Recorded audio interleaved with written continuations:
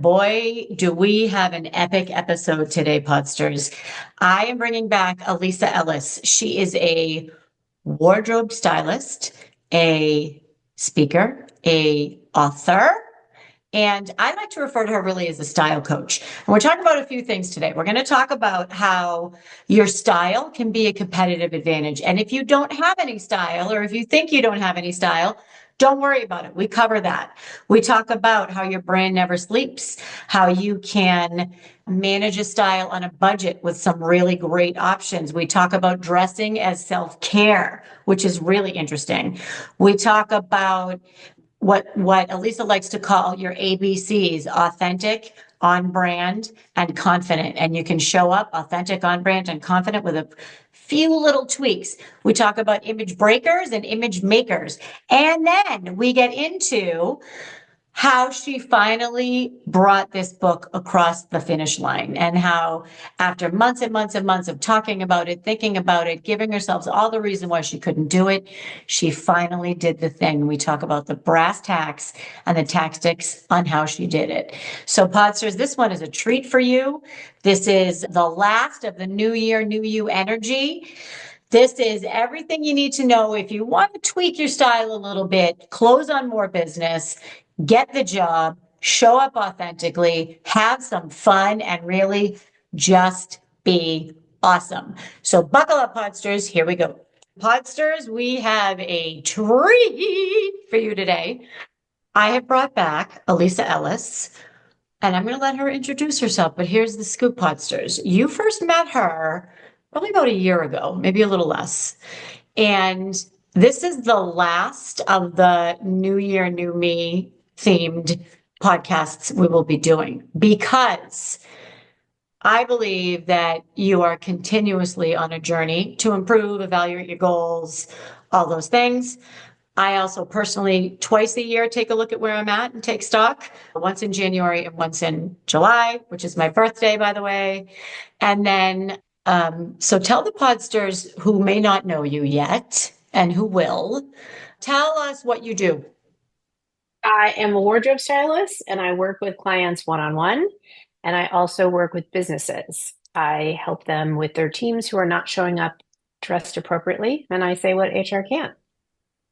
That cracks me up. So I'm going to say that again. Elisa says what HR can't. So when you have people on your team that are wearing Crocs in the office and it is a professional environment, like listen, you work at a pool? Okay. You work for a high-tech startup? Maybe. If you're seeing clients, were you the one telling me the story about someone wearing Crocs to go see a client? I've heard lots of stories. Yeah. That wouldn't Okay. surprise me. So if you are an HR person listening, you can hire Elisa to come and train your team, or to come talk to your team and tell them why your style is your competitive advantage. So how did you land in this? This is a very niche, what you do. How'd you land here? Like, how'd you end up here? So I left corporate. I was looking for something to do because, I had kids still in school, and finding a job where you could go in at 9:30 and leave at 2 or whatever that looked like back then was non-existent. So I became a rep for a jewelry company, and a lot of my clients wanted to know how to wear, this with this and how to put this together. And one day I was helping my girlfriend clean out her closet, and she said, "You should just do this. You're really good at this. You should just do this." And so I did. I started my business, and I've been doing it ever since. And it just kept evolving and changing. It started off my friends who were going through 20 plus year divorces. I helped them recreate a business professional, business casual wardrobe because they didn't know what that looked like. They'd been out of the workforce. And then it went into entrepreneurs and then women leaders. And then the pandemic hit, and companies were like, "Help. We have team members who are showing up in Uggs and slippers and leggings, and I don't know what to say to them or how to say it." And it just kept going. So here I am. I love it. You just said something that I want to make sure, Podsters, that you take note of. When somebody says to you, "You really should do this," you should listen, because they see maybe what you can't, right? It probably never occurred to you, I can make a living doing this. And we are here to tell you today that when you step into your strengths and you are truly authentic, and you do what you love to do every single day, there's no looking back, right? Did you ever think this would be available to you, that you get to do this all day? No, no. And my dad still says to me, like, I still can't believe you're doing this. Like, what, like, where'd that come from? I'm like, I Right. don't know, but I'm really grateful to my comadre because, and I thanked her in the book because without her, this would not be. That's awesome. So you casually just dropped a little nugget. You want to tell us about your book? Did you write a book? Yeah, look, I wrote a book. I I'm so love, excited. love. I'm, I love it. It's still a little odd, weird, I don't know, different, but exciting and fun all at the same time. Love it. So, Podsters, the name of Elisa's book, because it was just released like 3 days ago, so she's not used to this yet, is The Style Advantage. I Say What HR Can't.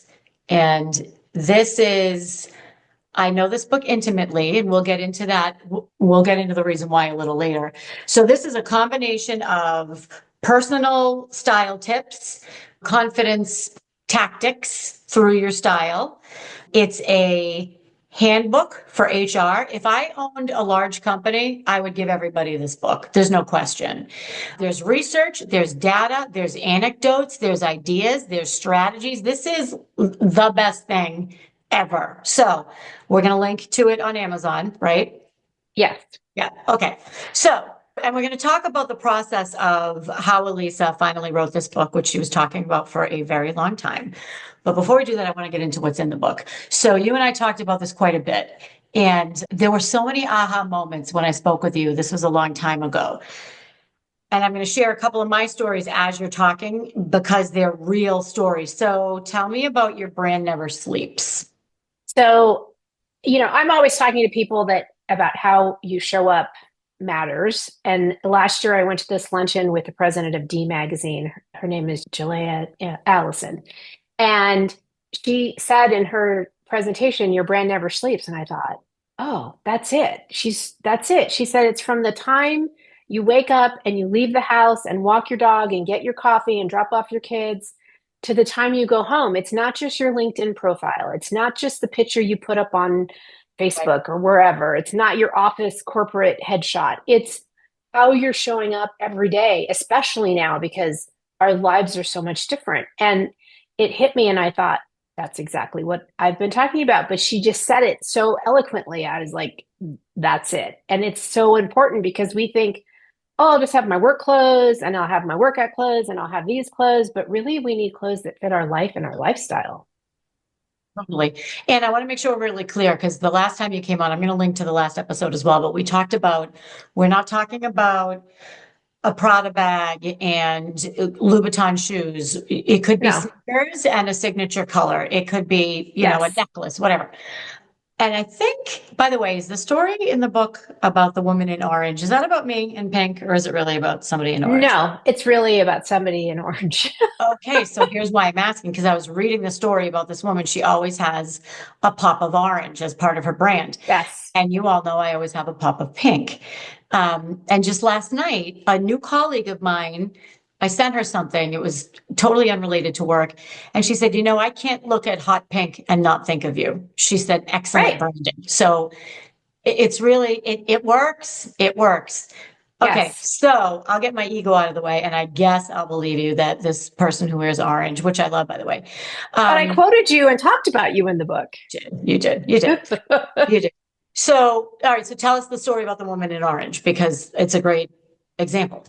So she's a client of mine. She went from corporate to becoming an entrepreneur, and we kind of redid her style. She used to wear dresses and heels every day. She doesn't want to wear that. She's a busy mom. She works with clients across the US. So she loves orange. It's part of her branding. She wears a bracelet. She found a pair of sneakers while she was on vacation.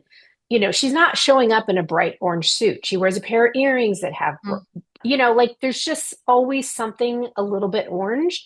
And when she went to see a client, he said, kind of like your friend, I always wonder what you're going to wear that's orange. He Right. knows that she wears orange and he picked up on that. So now he's always thinking of her. That's what you want, right? You want people thinking of you when you're not in the room. Exactly. Did she come up with the orange idea or did you come up with it? Like, how did that evolve? I think it just happened naturally for her. She just loved orange. And so when we talked about going through her clothes and her style, it just was a repetitive theme. So it's something she loves. It makes her happy. And it's natural. It's authentic to her. Yep. The reason why I ask is because I had no idea. And I will never forget, shout out to Robin, who helped me with my initial branding 5 years ago. My book there's a lot of pink in it. And she said, do you, you should always have something like a scarf or a bracelet or whatever. And I went overboard and I got all kinds of pink suits, pink dresses, all those things. Even now, if I show up like in a black turtleneck, I'll have a pink bracelet. And when I show up and I'm not wearing pink, people say something. They're like, "Where's your pink? Where's your pink? Where's your pink?" Right.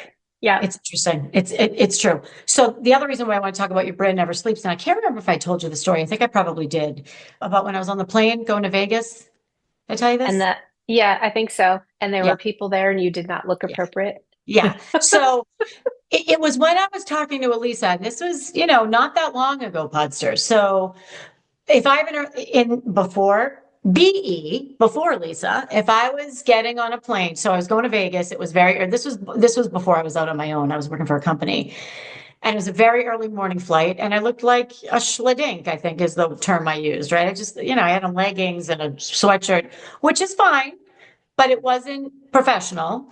And I bumped into my new boss and my new boss's boss on the plane. Like, who would have thought? Because I was connecting through their town. I was on a client call in Mexico. I was going from Boston to Dallas to Mexico. And, that's a lot of changes. It's a lot of travel. I wanted to be comfortable. We landed. They said, we're going right to the client site. So your brand never sleeps. And you need to, well, let me rephrase. You want to always feel like you are showing up well, whatever that means for the situation, right? How would you change Absolutely. that statement? Yeah. Yeah, Yeah. absolutely. And I want to say just one quick thing. You said you wanted to be comfortable.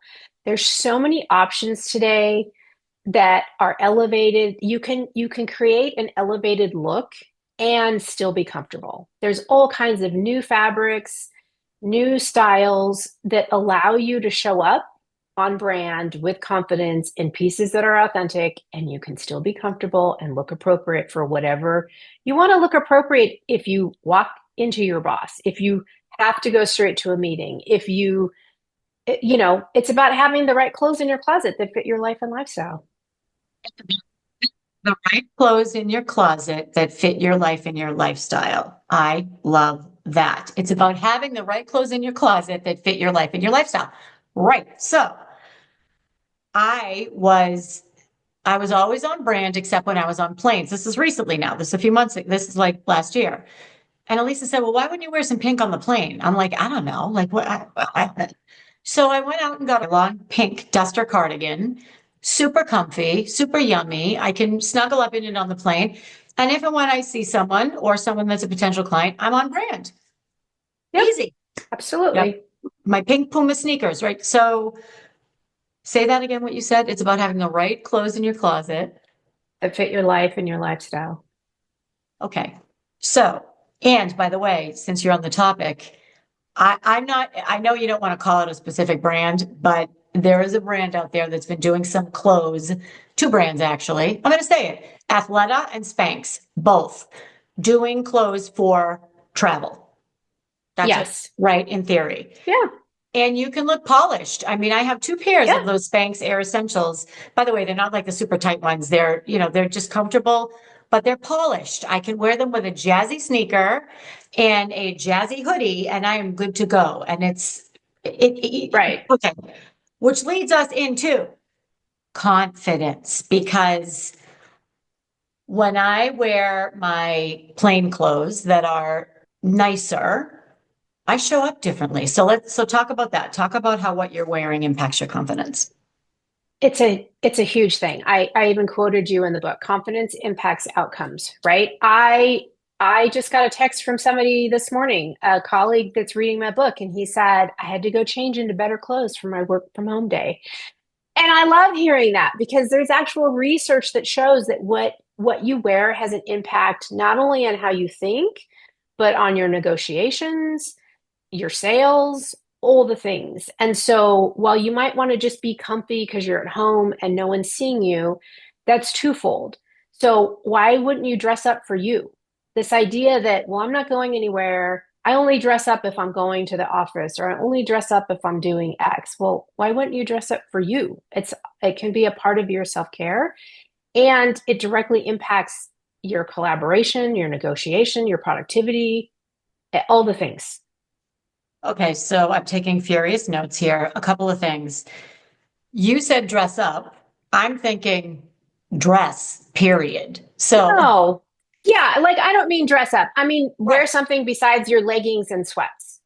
It's not about wearing a suit. It's about putting on, like when I give a presentation, I ask people, do you have a power outfit or a power suit that you are going to wear when you want to have an impact, when you have a proposal, you're meeting with a new client, whatever it is? And people always answer yes. I mean, 99% of the time. Okay, now, how often do you put that outfit on or an outfit like it?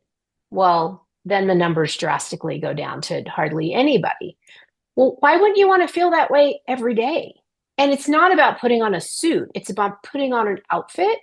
Again, going back to having clothes that fit your life and your lifestyle that you feel fantastic in. You know, like I love red. I know if I put on red, it's just going to make me feel better. It's a pop of color.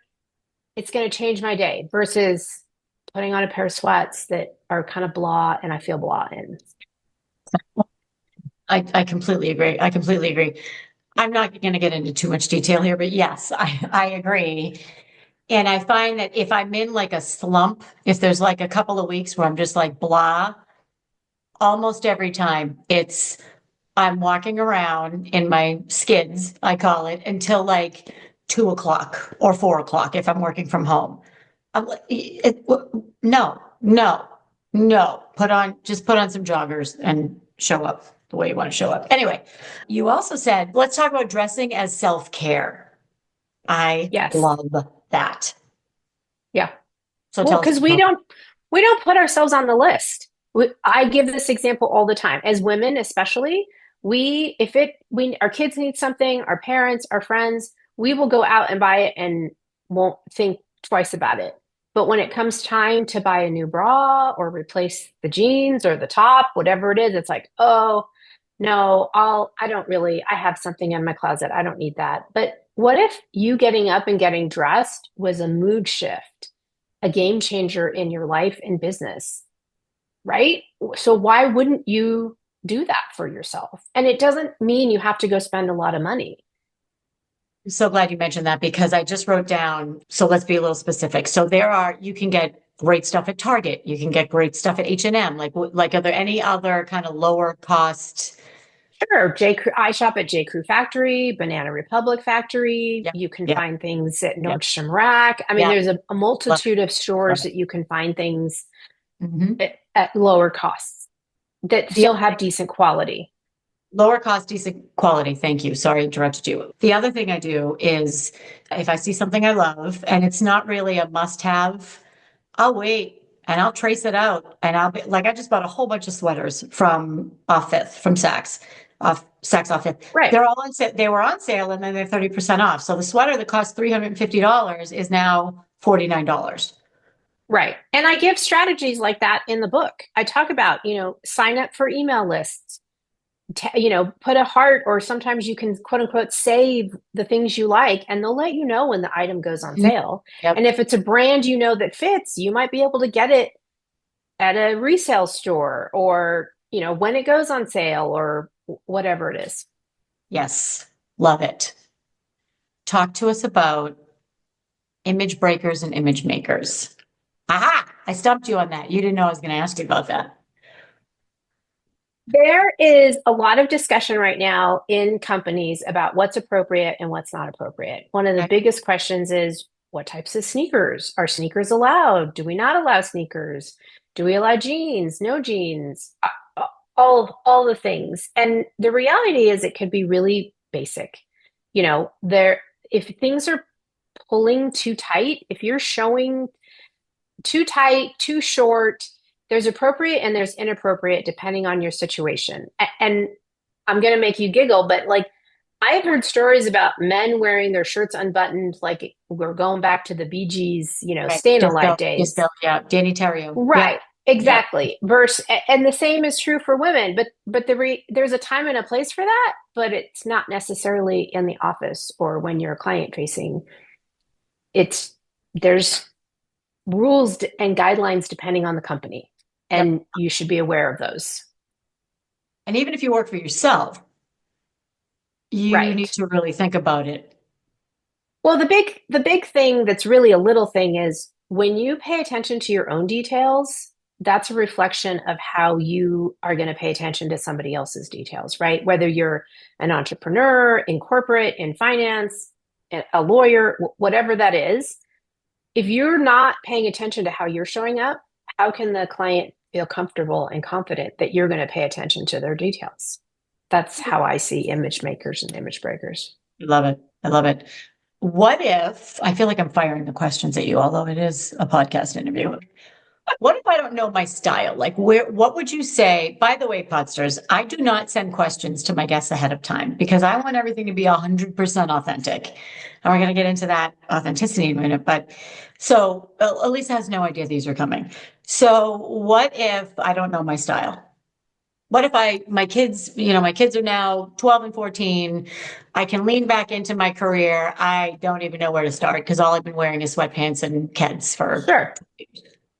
Sure. And I talk about this in the book. Figure out what's important to you. What do you like color? Do you like fun shoes? And if you don't know where to start, go to Pinterest, go old school, pick out some magazines, cut out some looks that you like. Mhm. I know a lot of women I know go to Pinterest and they're like, well, I kind of like this outfit. I kind of like the top half or the bottom half of this outfit. You can do the same. Could be Pinterest catalogs that you get mailed to you or even go to a store, whatever that looks like. And you have to start trying things on because here's the thing. As a wardrobe stylist, I can tell people you would look fantastic in that. But if they don't feel fantastic in it, and this goes back to the confidence and being authentic, you're not going to show up looking amazing. You're going to be small. And like years ago, a woman told me, if you want to be a speaker, you have to wear a sheath dress, wear 3-inch heels, and nylons. And pearls. Well, it's gonna be a cold day in hell before I wear nylons again. It's just not gonna happen. Not And happening. Yep. I'll wear a dress, yes, but I'm not wearing heel. It's just that's not authentic to me. And so you have to find what works for you and your lifestyle. Like the client, she was wearing nothing but dresses and heels. That didn't work for her life and her lifestyle. Mhm. So we changed things up, and she had some jeans, some comfortable pants, some blazers, bright colored tops that worked for her. That worked for her life and lifestyle. So figure out what that looks like for you and then start trying things on. And you have to be willing to try multiple sizes and multiple brands. I mean, Mhm. look, I just went to a store yesterday. I posted in my stories. It's a brand I know and love. I tried on a large in one jacket and it was way too big and the medium was too small. I tried on a different jacket. The extra large was way too big. The large was too small. Same store, same brand. Neither of them worked. But I found a dress that was fabulous. So you have to be willing to try a couple of different sizes because there's no sizing standards anymore. Have fun with it because if you go in grinding your teeth and I'm gonna find it's when I'm not Right. looking for anything that I find the best things. Yeah. And Yeah. sometimes you have to order online I to get the yeah. best selection because Yeah. stores don't carry the same selection in the store anymore. Mhm. Agreed. So when Pinterest first came out, how many years ago was that? 2015? A long time ago. Yeah. I started this little board called My Style, and it's where I pin stuff I like. If you look at that board, it is 100% what I wear now. You subconsciously file these things away, you get used to them. So then when you see them, you're like, oh yeah, I identify with this. I just think it's Right. really interesting. It's my wedding dress was all stuff, things that I had pinned on Pinterest. It's you gravitate towards this, you file it away, and then all of a sudden I'm like, oh, this is like if I look at it now, it's all my clothes. So I want to say one little thing about that. Mhm. Your style can change and it's That's okay. And you sure. have to give yourself permission to be willing to let go of the stuff that's not working for you in your closet because that's not who you are anymore. Like my life looks very different now as an empty nester than it did when I had kids in high school, going to college, driving them to all their games, their activities. I can wear white now. I never wore white when I had two boys in the house. It just wasn't going to happen. Yeah. And it can be a mix of styles. You don't have to pick just one. You get to decide. I think that's fantastic. And I have been mourning my old style because I was the 4.5 inch heel, like do Mm, it. And recently, when I'm on stage, I always wear, and this is interesting, I always wear super high heels. They're platform and they're, sturdy because I feel like a boss and they give me instant confidence, instant there confidence. you go. When I wear sneakers, I slouch a little bit. I'm kind of like, oh, I'm in relax mode. So I can't do that on stage. I remembered what I was going to say. Ready? You were talking about Okay. jeans. So, and I think I mentioned this in our last podcast. I remember when I was working for a very large company, our CEO showed up at a client event. It was all our best clients. It's like probably 500 people. And he was the speaker. And God bless him, he showed up in jeans and a shirt. And I was like, oh, okay, Okay. great. This was a long time ago. This was at least 10 years ago, at least. And I remember thinking to myself, if the CEO can show up in jeans, he projected confidence. You knew he knew what he was Right. talking about. He was like, no, this is who I am, which leads into authenticity. So Right. tell me about your ABC theory. I really believe that style doesn't have to be complicated. It can be about showing up authentically on brand and with confidence. It doesn't have to be about high fashion, wearing trends, about finding what fits you and your life and your lifestyle. Look at Mel Robbins. She wears Converse sneakers. Right. That's her thing, right? Mm-hmm. And she now has big, bold glasses, the black ones. Have you seen those? Mm-hmm. And that looks different for everybody, right? I know women who love dresses. That's all they want to wear. I know women who love pants. That's all they want to wear. I have some clients who wear it all. It's about finding what fits you.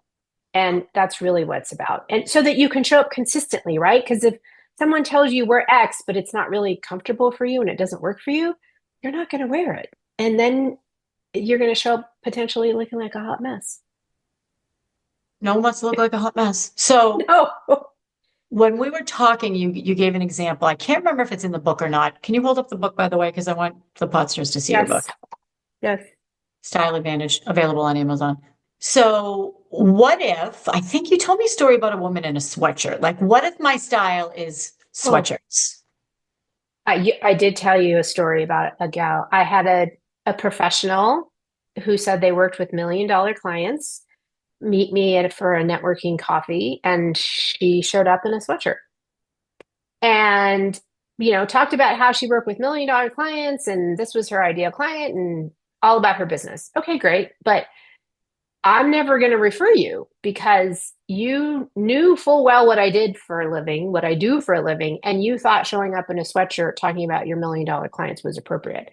If I have a choice between someone who looks professional and is paying attention to their details and someone wearing a sweatshirt, and this was in a financial capacity, right? Mhm, mhm. Where it's needed, where you need to be paying attention to details, I'm going to choose the person dressed professionally. And look, there are people out there, I am sure, who will pick the person in the sweatshirt because they know her, they have experience with her.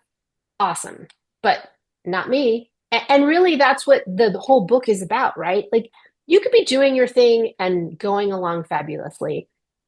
But I believe if you are trying to get to the next level, your style can give you an advantage. It has impact in every part of your life. It does. And I want to talk about the sweatshirt for a minute, and then I want to talk about your personal life. Not your personal life, but one's personal life. I am like wired today. So when you were talking about the sweatshirt, I also think there's a difference. So you can show up in, I could show up in my Cape Cod Churro Vineyards sweatshirt, oversized, blah, blah, blah. First of all, if I were to do that, I would be in like relax mode, and I don't want to be in relax mode when I'm meeting a client. Or I could find, and they're out there now, super cute, comfortable hoodies, like crop hoodies, Yes. or I have a ton of cashmere hoodies. I love Yes. sweatshirts. So if Yes. I show up in a This hot pink wasn't cashmere hoodie, right? this wasn't cashmere Right, sweatshirt. This was like right, old dated yucky sweatshirt. right, right, right. Yep, yep. But yeah, And yeah, yeah, yes. Okay, so yeah. All right, so let's talk about your personal life because this was really interesting. So I know a lot of women who, in the past, before COVID, were either 4.5 inch heels ready to go or leggings and flip flops. Don't get me out of the house. That has blended. We now have athleisure. We have, right. work from home, all of those things. And what I've found is probably in the past couple of years, I've been paying more attention to more my personal because my professional style, that's my style. Like I have it, I know it, it's just ingrained. And my personal style is what has evolved. And that's been super fun. And I think it has made me more approachable. It has made me more fun. I have made more friends. I just feel better. Like I just feel better. And it's not, I just got this new $400 belt. I look cute and I'm going to be fun and have a great time when I go out rather than I just pulled out my old Cape Cod True Vineyard sweatshirt and I'm going to go to dinner, but I'm going to feel like a schlittig the whole time. Well, and you just said it multiple times. Fun. You're now having fun with it. And what I have found 99% of the time is if someone's telling me, well, I don't need to dress up. I'm fine. It's more than likely they don't have clothes in their closet that they like and that are fun for them. It's they don't want to wear those clothes. And so the default is the leggings, the flip-flops, the sweats because it's too complicated. They don't have clothes that fit their life and lifestyle, but you're having fun with it. And that's really what it's supposed to be. Instead of being like, I have nothing to wear, I already wore that. It's, oh, this is fun. I'm going to put this on. I'm going to feel great in it. I love the way I look in this. That's what it's about. One more question before we get into the actual process of your Okay. ready? Joggers, friend or foe? I'm not a fan of joggers. And I will be honest, I'm going to say it depends on how you're wearing them. I actually I did an Instagram post. I found the brand called Varley, Varley. It's an athleisure soft. And I realized over Christmas, Can I interrupt you for 1 second? yeah. Because I meant to say this before. If you are not following Elisa on Instagram, every morning she has stories, literally her in her closet, putting clothes on, and you see the transition. What's your Instagram handle so that people can write it down? Oh, at stylish curvy girl. Stylish Curvy Girl on Instagram. Yep. Are you on TikTok? You're on Right. TikTok? No. Good. So they're great because not only does she show you all the outfits she's trying on, she links to them. If you like them, you can go buy it free. Well, it's not, you're not buying it free, but you're getting the style advice for Right. free. Okay, please continue. So the Varley joggers. Right. So I realized over Christmas that we had company come to the house and I don't wear athleisure wear, but I had nothing. I either had to get up and get dressed in my full thing or I had pajamas, which I wasn't going to wear with friends and family visiting. So I went out and bought this brand of athleisure wear. But here's the thing. It's nice. It's comfortable. Could I wear it outside? Yes. That's not authentic to me. I would feel like, as you say, a schladink. But I do wear the half zip sweatshirt, right? I can wear that with jeans. I can throw it under a blazer. I can zhuzh it up with some jewelry and I feel put together. And that's about as casual as I can get. But having said that, I know there are women who wear joggers and like you did, they put the cute sneakers and they put a nice cardigan. And it's how you put the outfit together and how you feel in it. I look pretty cute in my joggers, I'm just gonna say. I do. Okay, there we They go. have really cool silk. They have satiny ones now, like the satin cargo joggers. You can wear them with heels. They're so cute. Sure. See, that's different than Right. sweats, right? When you say Right. joggers, I immediately think of sweats. Yeah, I'm I talking think about. you can do better than that. If you're wearing some satin fun, yes, absolutely. But it's fun for you. Absolutely do that. Yeah. Okay. So You and I had a long discussion over voice text recently about, I asked Elisa, do you call yourself a style coach and why not? The reason why I asked this is because this is really cool, Podsters. So, can I tell the New Year's Eve story? Yeah. Okay. So I had an event. Was it New Year's Eve? I don't know, whatever. I had a party around New Year's Yeah. and I really wanted something fresh. So I just said to Elisa, listen, I want something fresh, little bit of bling. I'm on the outer Cape. Like, it's not like I can show up in a super bougie outfit. What? I don't know what to do. So, unbeknownst to me, about 2 hours later in my inbox was a style board. What's it called? Style board? A look board. Yeah. Look board. Style Thank you. board. Look board where she had all these things cut and pasted and the links to them. So I was like, whoa, high end, mid, low, wear it with this, wear it with that, Amazon, anthropology, and it worked. So imagine, Podsters, you have somebody where you can say, okay, I'd like something a little blingy. Here's my style. I want to be able to wear it to a party. Go. And then they go and do all that for you and deliver it to your inbox. Like that to me is a style coach. That's like, I didn't know, like I wouldn't have known to, and I never would have worn that on my own. Never in a million years would I have picked up that outfit. And it was pretty But it cute. worked. It And you worked. looked fabulous. I looked great. So if but if you were to say to me wardrobe stylist, I would say, well, I don't need all that. I just need somebody to give me advice from time to time. I did Right. it again with I need some new aviators. Where can I find good aviators? It's like a style consultant, really. Which I'm I trying think to is save my clients time and make it easy for them. you do. Yeah. It's really remarkable. So, and for those of you who are starting to speak more on stage, I will tell you right now, you do not need a new outfit for every speaking engagement, by the way. I used to think I couldn't wear the same outfit twice, but I can.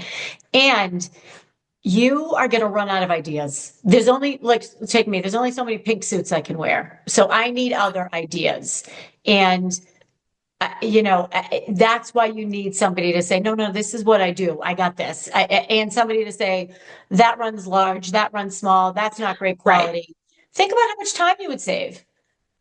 That's a big thing these days is that runs. I mean, look at the store I just went into, right? A store that I go to all the time. But even within that one store, some pieces ran big, some ran small. And unless you're shopping on a regular basis and knows what fits you, it can be challenging to find things. Because you go into the store thinking, okay, I'm a size 8, I'm a size 10, I'm a size 12, whatever it is. You try something on and it doesn't work. And then you leave feeling frustrated because it's like, well, did I gain weight? What happened? And it's not you, It's not it's you. the Yeah. store or the brand. Yeah. I know I lied. One more question. What do you think is the biggest obstacle people, because you style men too, face when it comes to understanding that your brand never sleeps? Like, what do you think is the biggest obstacle people have to really investing in this? Their energy, their time, their money, all the things.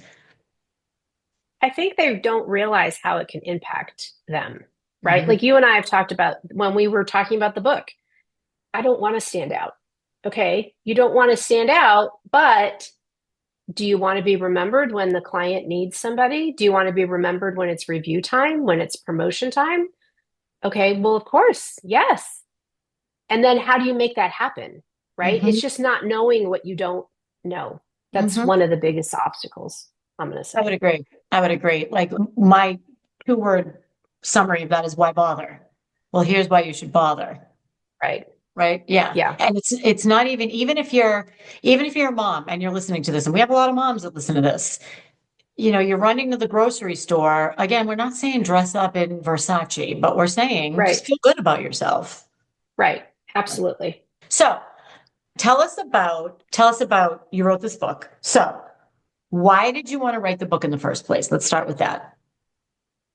I have thought about writing a book for the last year, and I just know it can really have an impact on people more so than me just putting things on LinkedIn. And I keep hearing from people that after hearing me talk about showing up on brand and with confidence and authentically, it makes an impact in their lives. And so the best way to do that then is to write a book. and because you pushed me and You're welcome. encouraged me and helped me along the way. Because Mhm. honestly, sometimes, that imposter syndrome comes up and you're like, can I really do this? Am I the person? Just like my friend, you should do this. It's when somebody else sees something and you're like, oh, okay, why not? I'm not sure I answered your question, but No, you did. You did. So, how did you like? What was the catalyst? Why did you just say, "Okay, I'm going to write a book. This is it. I'm done talking about it. Now I'm going to do it." I will be honest, you had your do the thing retreat, and I saw that, and I was like, okay, this is it. I'm going to do the thing. I'm going to Yeah. do the thing that's been sitting on my to-do list for the whole year. And that was, I think I saw something in September, October when you were advertising it, and I was like, sign me up. I'm there. And so here's what happened. And I promised you this. Remember, you walked in, and I'm like, "You're leaving with a manuscript," and you're like, "You should Yeah, have I seen the didn't look on your believe you. face." You're like, "What? Yep, you are leaving." And this was a day and a half, maybe. Yep. But it was awesome because you walked me through the whole thing. You took something that felt very unattainable for me at the time and made it very doable and helped me break it off into small pieces and helped me with all the head stuff. I mean, this is what you do. You're good at it. But it went from being something I did when, how am I going to do this, to here you go. It's done. And this was interesting because there were several moments where you were like a deer in the headlights, just Oh, yeah, absolutely.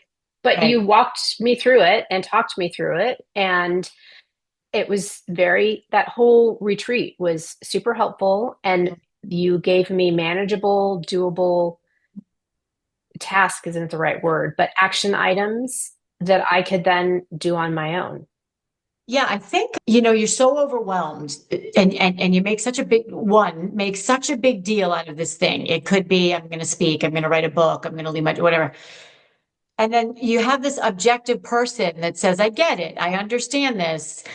I'm going to help you stay on track. And by the way, the thing about what we did was you left with a plan because I knew that if you did not leave with a plan, Yes, it wouldn't be published right now. It would, you'd still be working on it, but absolutely. You are so right because I had deadlines and I knew I had to turn certain things in and I knew I had to get certain things done. And I'm very much if you tell me this needs to happen, I mean, look, I'm an old event planner. And so I used to do timelines and checklists. And once I pay for something, I'm like, I'm doing this. And so having that was essential because as you know, I could still be editing and the book would not be published, but I made a promise, an agreement that it was going to be done by X date and uploaded. Because here's the thing, I think some of us are perfectionists and there's always something to be changed, updated, better, and that perfectionism can kill you. I mean, it can be your undoing. And so I sent it and I uploaded it and now I have this fabulous book. so I'm so glad you do, and it's fantastic. And we're going to talk more about it in a second. So I actually did a podcast episode about this. Perfection, is it perfectionism or is it procrastination? Right, So or a little bit of both. What I find is we will give ourselves a million excuses, and it could yes, be anything. I myself just re-signed up with my business coach because I have some big things that I want to do. And it's interesting, less than 3 hours after I contacted her, I got my list going. I have this going. I am so motivated to do it because A, I'm investing in it. Now there's money on the right, line. right, And B, I'm like, yep, she can help me do this. She can help me do this. And I'm going to be really embarrassed if I show up and I'm not ready for the call. And you can't right. cancel the call. You can't Yes, call, you still pay for it. So it's all these little excuses that we give ourselves. absolutely. And having someone to keep you accountable is worth worth it. It's Yeah. like And in your priceless. corner, someone in your corner, like I believe in you. Right. Like I knew you could do it. I'm like, Absolutely. yeah. So tell us about the day the book went live. What was that like for you? What did it feel like? Oh, it was actually it was actually really amazing and terrifying. I think I shared. So, one, it was amazing. I got flowers, I got note cards, I got text messages, I got emails. It was fantastic to see how surrounded I was by friends, family, colleagues, support. But it was also a little terrifying. And I shared this with you. A girlfriend called me and she said, congrats. And I'm like, oh, it's I tried to make it like it was nothing, not a big deal. But the reality was, if I wasn't, and I caught myself while I was saying, if I pretend like it's not a big deal, then I don't have to be invested in the outcome. Like, what if it fails? What if no one likes it? What if, all of those things. And I was like, you know what? I'm going to take the win and I'm going to be proud of myself and I'm going to celebrate it because it is pretty fantastic. So if somebody says to you now, oh my God, I can't believe you wrote a book, what do you say? It's super exciting. It's awesome. Yep. Yes, I did. I did indeed. Yes. Yep. Yes, I Yep. did. Yes. Mhm. I'm going to choose to be excited instead of afraid. I love it. Well, we're always still afraid, right? Yeah. Um, yeah. What's one thing you would do differently in this process? I Wow, one thing I would do differently. Mhm. You know what? I don't think I would have done any of it differently. I guess my first thought is to say to give myself more time, but really I didn't need more time. I just needed to do it. And so I might have planned my marketing on the back end or on the front. I don't know what end that is, like what my Mhm. plan is, but Mhm. really I can still do that. Mhm. So Mhm. yeah, I can't worry about all the things. So I'm going to say I would do it all again. What I have said is I would have done it sooner. I would have done Oh, it. Yeah. oh, sure. Yeah, absolutely. And part of that is believing in myself enough Mhm. to think that I could do it. But I know that it happened because I met you and you offered the retreat. And, things happen for a reason Mhm. at the time they're supposed to happen. So this is when it's supposed to be. Even when you don't believe in yourself, doing it anyway. Yes, Like, absolutely. Which is part of what I did. right. Right. You said you're going to walk out of here with a book. And I was like, okay, whatever. Like, how is that going to happen? And yet I did. I left the retreat with It's great. my book pretty much done, and it needed a few tweaks, and I had to send it to an editor. But aside from that, it was the bulk of it was done. I love it. I love it. Okay, so what else? What else can we talk about? Did we not talk about something you want to talk about? No, I think we talked about all of it. Before we go, Yes. tell us about your one-on-one coaching and also your public speaking. So if somebody's listening to this and they're saying, "Oh my God, I have to have Elisa come talk to my group," well, how do they find you? What do you offer? All that stuff. So I do presentations that talk about what we talked about today, how showing up authentically on brand and with confidence can really be a game changer in your business. Mhm. And really, it's about taking a subject that I think most people find stuffy or they don't even know where to start and making it manageable and seeing why it's important. And I also work one on one with individuals who either need to clean out their closet, transform their look, or are just needing a little help because they have a business trip or a gala or a speaking event, whatever that looks like, I can help. So let's say you're listening to this podcast and you have something coming up and you say, you know what? I need Elisa's help. Do you do one-offs or yeah. Yes, I just Okay. we meet so I can chat and say, okay, where are you going? What are the brands you normally wear? What Mhm. size are you? What's your budget? How soon do you need it? In fact, I'm meeting with someone after this call. She's going to two wedding gala type events and she needs two dresses and she doesn't even know where to start because that's not her normal jam. Yeah. So we're going to figure it all out on the call and then we'll figure out what works for her. And then she gets this lookbook. So this is interesting. I didn't even tell you this. So I have a couple of weddings coming up and I'm like, okay, I'm gonna, I know what I want. So it's just a matter of finding it. Actually, it's the Halston Orib flower dress, but we can talk about that later. Anyway, Oh, it's so beautiful, but it's sold out everywhere. Anyway, so I was on one of the apps. It was probably Nordstrom. one of them says, would you like a style assistant for free to help you on the app? I'm like, I'm going to try to see what happens. So I fill everything out. They ask me a couple questions, and they said, like 2 days later, they said, all of your stuff is ready for you to look at. And it was every black long dress in their inventory, every gold long and every pink long dress in there. I'm like, well, I could have done that. So if you're listening and you think you can use these apps that they, or Right. the websites, it's not going to save you time. It's not. In the end, it really doesn't. No, no. All right. What else? What's coming up? What's exciting? You're going on vacation. I'm going on vacation and I'm hitting the ground running in March when I get back. I'm speaking and going to start promoting the book, doing more podcasts. Right. I'm super excited about all the things to come this year. I love it. I love it. And I'm proud of you. I'm proud of you. This is exciting. This is an exciting time to be Elisa Ellis. Where Yes, can people find you? I mean, I'm going to link they to can, it, but if they're listening, yeah. right. Turnkeystyle.com. Okay. And I'm on LinkedIn and Instagram. Keystyle.com. Instagram is at Stylish Curvy Girl. Yep. Yep. All right. With that, Podsters, your brand never sleeps. Your style can be your competitive advantage. Fact. And go find Elisa, go forth. And until then, peace out, Podsters.